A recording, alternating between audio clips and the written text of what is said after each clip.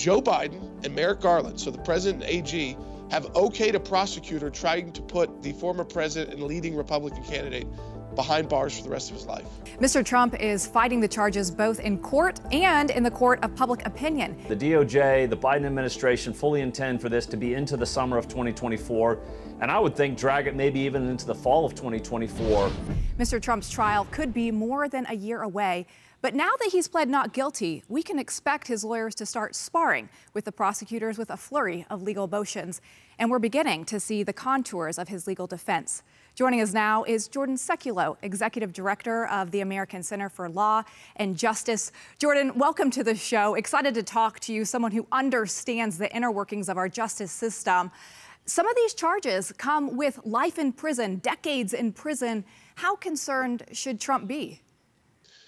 You know, I think what you want to do is you create a legal team that are experts in, criminal defense, that also are very familiar with Miami, because this is where the trial is going to be. So they've worked in the Miami court system, and you can bring in experts as needed for appeals that you discussed along the way. Some of these appeals are going to be appeals that could go all the way to the U.S. Supreme Court, because these are novel issues. When I say novel, I mean there's not many cases even similar to this one to look at. A former president has never been indicted before, so right there, this is new. A president has declassification power, is the only person that has total declassification power. That's also new. And the courts want to even weigh in to what is a system that was set up to benefit the president, the classification system, on a law that was written in 1917 before the classification system even existed. So you can already right there, before we've even gotten into the actual indictment, just the broad picture are all these novel issues of law that could be individually appealed and probably could make their way as far up as the U.S. Supreme Court. And there's a real way to look at this and say, yes, take it seriously, have a strong defense, obviously assert all of your defenses, assert all your motions, probably don't go along with a speedy trial, because that's when the defense is trying to rush a jury into a decision. Let the courts take their time, because there's a sense that a federal court might say, this is not our role. This is really a political fight between, again, kind of Congress and the executive branch. We have impeachment in our country. We have a way to remove presidents, and even they tried to impeach him as a former president. So I say right off the bat, there's very novel issues of law, but they are serious. Obviously, as you said, Joe Biden and Merrick Garland, so the president and AG, have okayed a prosecutor trying to put the former president and leading Republican candidate behind bars for the rest of his life. Which is absolutely fascinating, because we have Joe Biden who's saying he knows nothing about this. He hasn't talked to AG Merrick Garland about this. But ultimately, if you step back and look at it, this happened under his Justice Department. Yeah, he could have said no. He could have said this is wrong for our country. It's novel. Maybe I don't like how Donald Trump handled these documents, but the truth is he was in a discussion with the National Archives. He was in a back and forth, but you can have a back and forth over what documents were his and what documents should be returned. And it was a little heated, but ultimately you could have gone to court over that. You could have gone to court for the documents instead of criminally charging him. So there was other avenues to get back documents the government believed were theirs, if they truly believed that, and this wasn't just a political hit job. And President Biden could have said to Merrick Garland, we're not going here. If we're going to beat Donald Trump, beat him in the polls, beat him in elections, but this is not. We're not going to set the precedent of coming after former presidents, current leading candidates, and trying to put them behind bars. And I think that would have been the right choice for the country. And President Biden has that power as our president. Before I let you go, I do want to ask you about this, because we expect that Trump's lawyers will really try to point the finger at Joe Biden, at Hillary Clinton, some of these other cases that are out there. That may win in the court of public opinion, but can that win in the court of law? It can help with juries. Remember, with juries, that the burden is on the prosecution to prove beyond a reasonable doubt, which is the highest standard of the law, that President Trump intended to commit these crimes and he met all the standards of these crimes. And like we said, there's not many cases to even point to where they've been successful in a case like this, because it's so novel of a legal theory to go after. Again, usually we see it's a case like Mike Pence's. Okay, sorry, you had the documents, give these back, go to court over the ones you're confused about, but no one's going to jail over anything.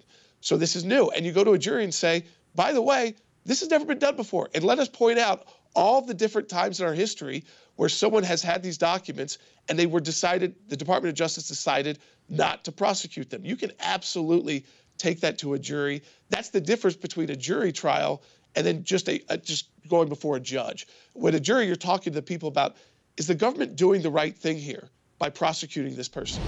Mr. Trump is fighting the charges both in court and in the court of public opinion. His support among his base appears to have been supercharged since the indictment. The Trump campaign says that since the charges came down, they've raised $7 million, much of which was from small donors. Joining us now is Ned Ryun, the CEO of American Majority and former speechwriter for President George W. Bush. Ned, it's good to see you this evening. What a time we're living in. Thanks, Lindsay. We expect that this is going to get dragged on for quite some time. It could be a year, it could be years. Is that helpful to Trump, or does it give, or will people get war fatigue and be tired of hearing about it at the end of the day? So I think there's a couple angles, Lindsay, to think about. One, I think this has certainly helped him in the primary. We can see that reflected in his fundraising numbers. We see that reflected in the poll numbers.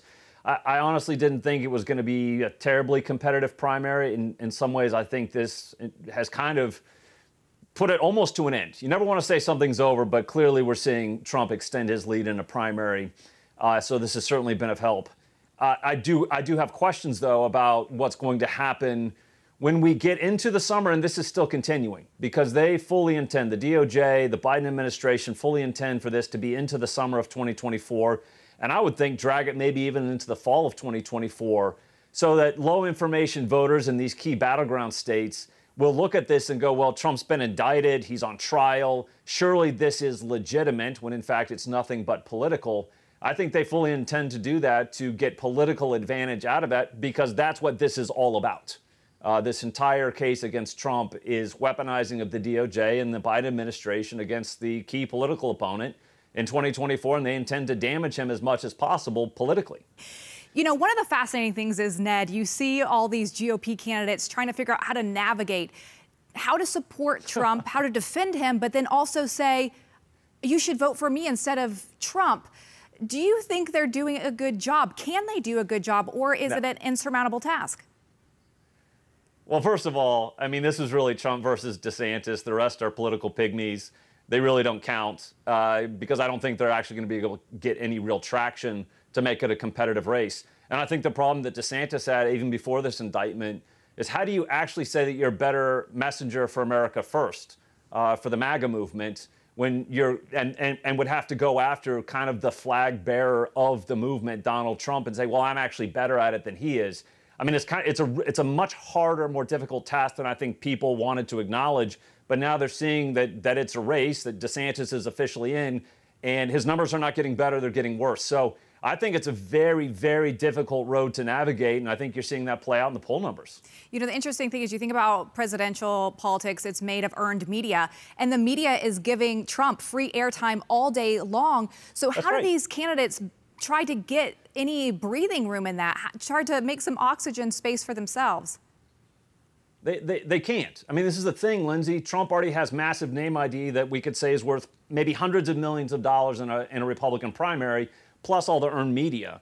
And now you have DeSantis, who, quite frankly, one of our best governors, but not really that well known on the national stage, plus a lot of other people that are not as well known, who would have to spend significant amounts of money, and by that I mean tens of millions, if not hundreds of millions, to get the name ID that Trump already has, in addition to the earned media that he already is getting right now. It's a very hard task. I do not see them being able to raise the amount of money necessary to be able to compete on the airwaves, to get the name ID necessary to have people acknowledge and recognize them, and then be able to communicate their message. And we're talking about August as the first primary, and that's really when the primary season begins. And then you're looking right around the corner at the Iowa caucuses, and you have to put a lot of infrastructure in place starting right now. So this is a lot harder task than I think people really want to acknowledge when you start talking about numbers and infrastructure and getting name ID out there when you have Donald Trump that you're up against.